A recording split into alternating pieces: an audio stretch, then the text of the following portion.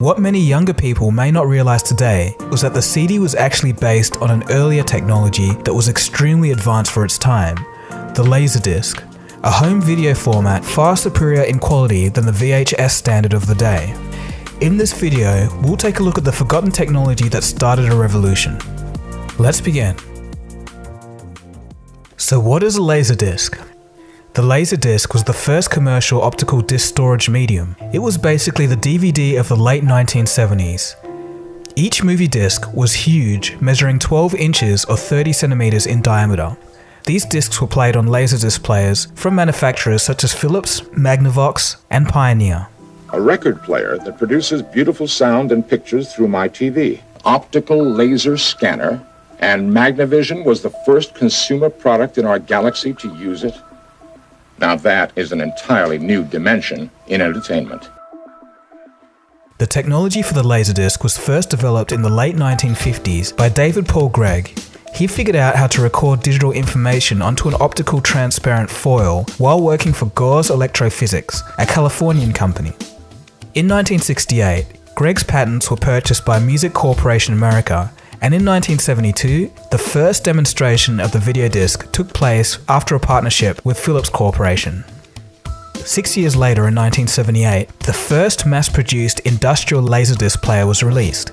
Its name was the MCA DiscoVision PR7820. The DiscoVision bit was later rebranded Pioneer. In North America in the 1970s and early 80s, this unit was used by General Motors at their dealerships as a source of training videos and for presentation of their new line of cars and trucks. For context, 1978 was 2 years after the introduction of the VHS VCR and 4 years before the introduction of the CD.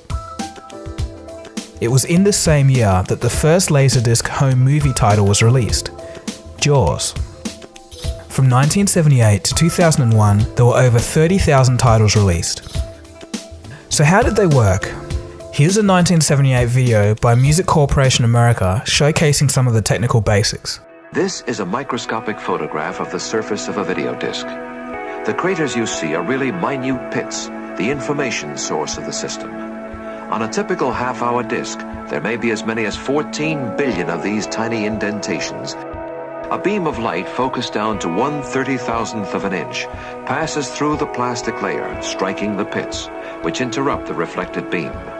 This on-off reflected beam is then translated into electronic impulses. Each of the 54,000 circular tracks is equivalent to one television frame. When the optical reader head is programmed to play the same track over and over again, a freeze frame results.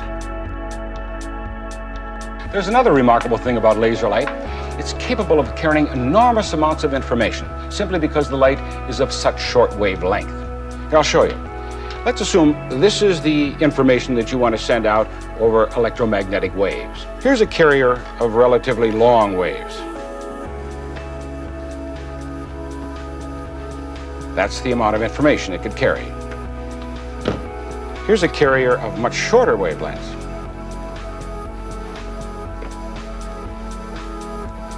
See, the long waves missed some of the information, while the shorter waves carried much more of it.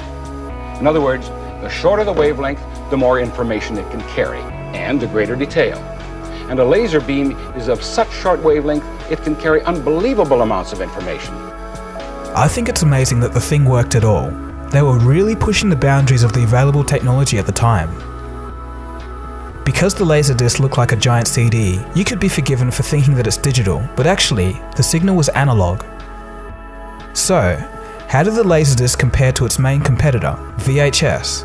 Well, still images could be seen on Laserdiscs without wearing out a tape on a rotating video drum, unlike VHS systems.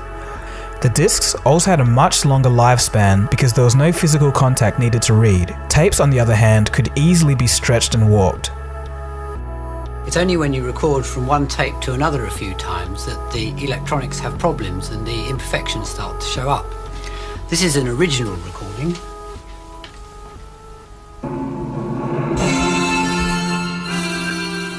The quality is really very good. But unlike broadcast machines, the quality of the second and subsequent generations quickly deteriorates.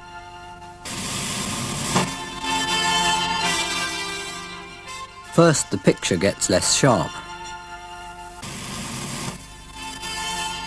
Then the colour stops fitting the picture and the vertical lines get more ragged. Then the sound quality deteriorates and the colour, which is recorded separately, disappears. Finally, the picture and the sound break up completely.